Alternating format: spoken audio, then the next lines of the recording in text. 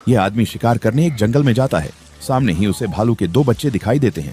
अचानक उसके पीछे से डरावनी गुर्राने की आवाज आती है। इससे पहले कि वह आदमी कुछ समझ पाता, एक भयानक और खूंखार भालू उस पर टूट पड़ता है।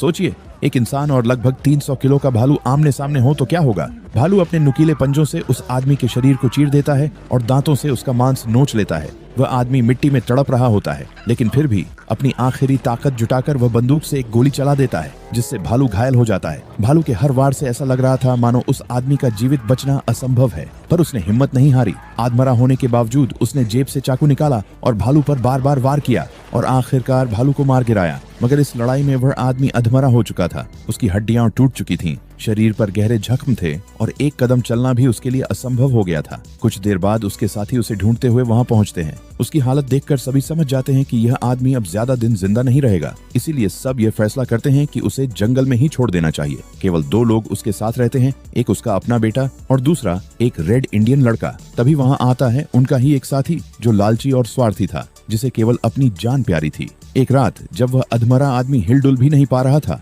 उसने देखा कि वही साथी उसके बेटे को मार रहा है। उसका बेटा चिल्ला रहा था, पापा पापा, लेकिन वह आदमी गहरे घावों के कारण केवल देखता रह गया, चिल्ला भी न सका और उसकी आंखों के सामने ही उसके अपने बेटे को बेरहमी से मार दिया गया। जरा सोचिए, एक आदमी जो अभी अभी मौत के मुंह से बचकर आया था, उसने अपनी आंखों के सामने अपने जवान बेटे को मरते देखा और चाहकर भी कुछ नहीं कर पाया। उस दिन उस आदमी के भीतर एक नई आग जल उठी। अब उसकी जिंदगी का सिर्फ एक ही मकसद था, जिंदा रहना और अपने बेटे की मौत का बदला लेना। और वह उसी इंसान से बदला लेने निकल पड़ता है और फिर